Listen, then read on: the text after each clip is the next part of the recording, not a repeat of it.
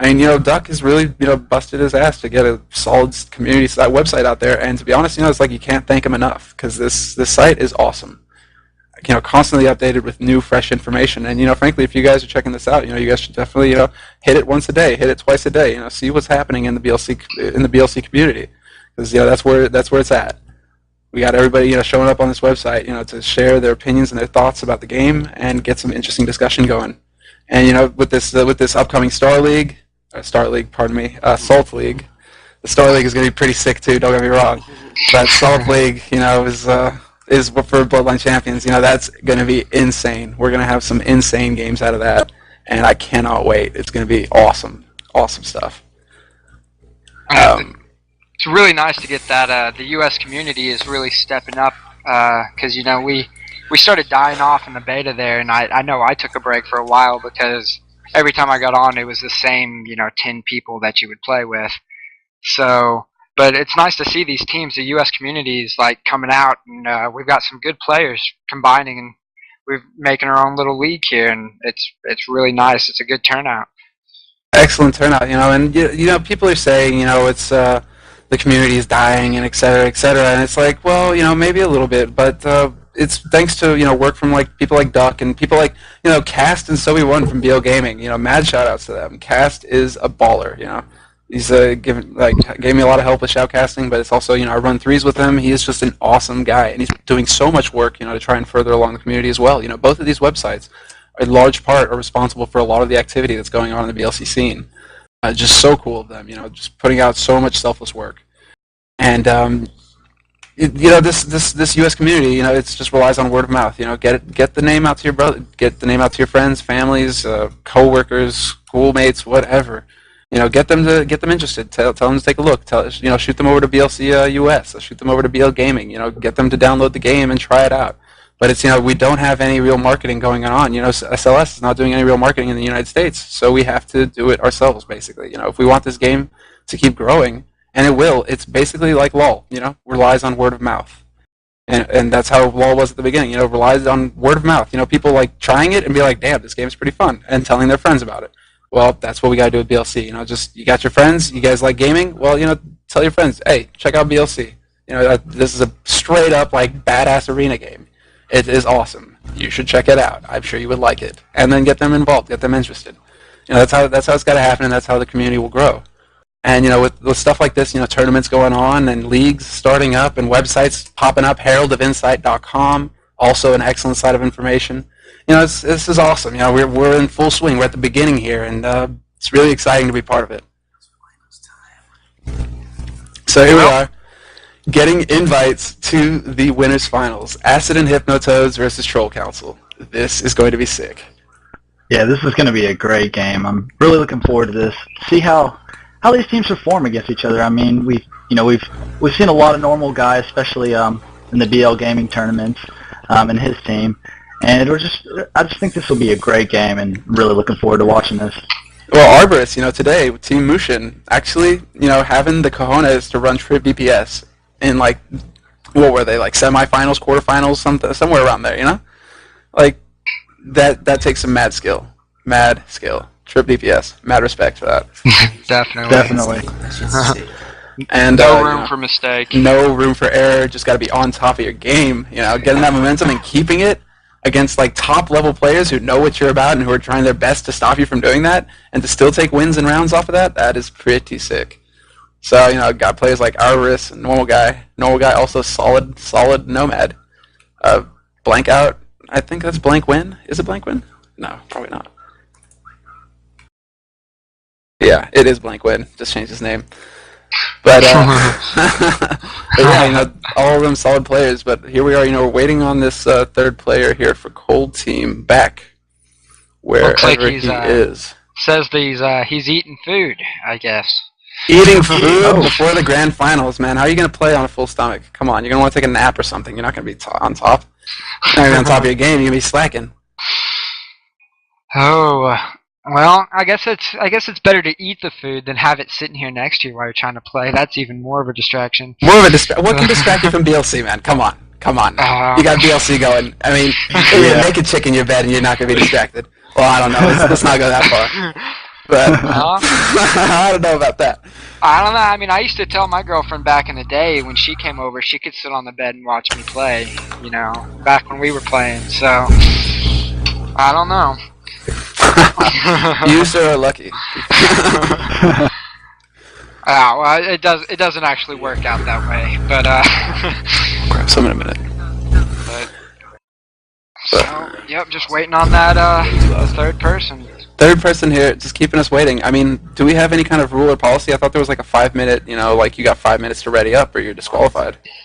What is this? Is it dinner time? Come on now. Yeah, could we get somebody to, you know, maybe fill us in on the exact rules of how long he can actually, wait for him? That's what I thought we had in place here. 5 minutes to ready up or you're DQ'd. Well, he's gonna have to And get back to quick. that would be a pity. Yeah, I would not want to miss this game because of a DQ.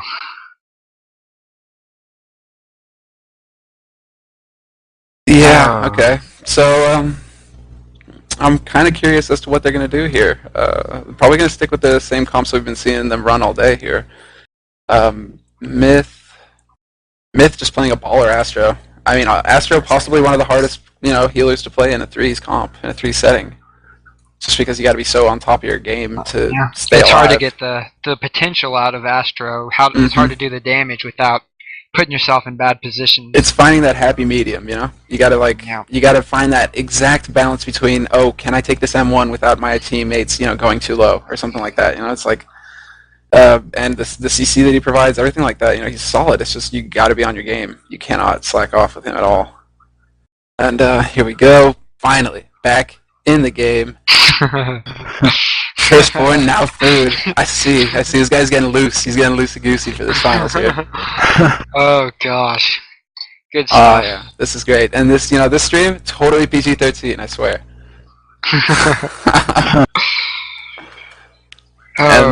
So okay, we got the maps going here. Pick your map. Gonna get that settled up, and we'll get this grand final. Or not this grand finals, my mistake. This winners finals underway. If we ready up. If we ready up. Well, they're picking the maps right now. We're getting this set up. I mean, we are running a little bit behind schedule. Sorry, guys, who are watching this. Just lately. But see how this goes here. Come on now. Dubaku. Okay. So, Dubaku, and we're going to get it ready. So I've noticed normal guy's ping is, I'm guessing he's an EU player? No, normal guy is... he's in like Jersey or something. This is actually really surprising me. How's it that he has 140 ping right now? Yeah, I mean that's why whenever he switched to Spearmaster in the recent games, I thought maybe the ping was playing a role in it. But it looks like he's playing Nomad here anyway. So yeah, I think this is going to be the stronger comp to go with. He's obviously comfortable with Nomad. He's going to be able to shut down a bit of Bacchanalian's pressure, and he is a hard counter to Myth Capo on Astro. Definitely. So I think that's a solid choice. Arborist on Ran. They've got so much damage. They just have to. It's really going to, you know, count on whether Blank can avoid taking damage or not. You know that Cold Team are just going to be gunning for him the whole game here. But here we go. Beginning of the winners finals, 4th BLC US Open. Let's see it happen here. We got a bit of the start here, a bit of the dance in the middle. Sluggish onto Serpentine. You see, this is what he needs to be doing. He needs to be getting sluggish onto back or Serpentine, normal guy. Needs to be controlling those guys' DPS, so this is not going to end well for them. You know, a bit of a frog leap in. Arborist decides, okay, it's time to go in, and he's getting pressured hard. That is not what he wanted to happen. He's already at 50% HP. Normal guy also taking a bit of damage, but he's staying out. He's juking a bit. Blitz from back, you know, into fire arrow. Solid damage onto him, but normal guy just kind of dancing around. And Arborist and normal guy both on Bacchanalian right now. He does activate his Kunju, but you know, back in such tight straits. He's so low right now. He needs to get some heals up. And Brostorm does come out and gets that kill. But we do have a counter kill onto Blankout right now. So Arborist and normal guy, they have to take advantage of this right now. They have to get a kill. Myth Capo and Serpentine do have the advantage, you know, seeing as how they have the most worm health, real health. But we do have a Venom Lunge out from Arborist onto Myth Capo. He's got to get that pressure out. Lighthouse comes out from Myth. Oh, he's going to get a kill, and he gets a kill on normal guy. Oh my goodness, you know, Arborist, can he get a kill right now? He needs to make it happen, and no, Myth Capo going to close that out with a Spectral Strike. Wow. Great round. That is a crazy Very first round. good. That is fitting for the winners finals right there.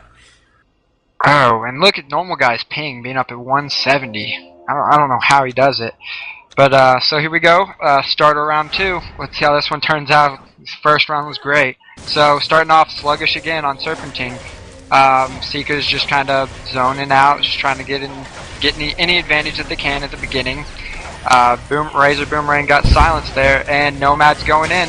He got silenced though, and just really everybody's keeping pretty high, kind of jumping around. Just inhibitors taking advantage of normal guy over there.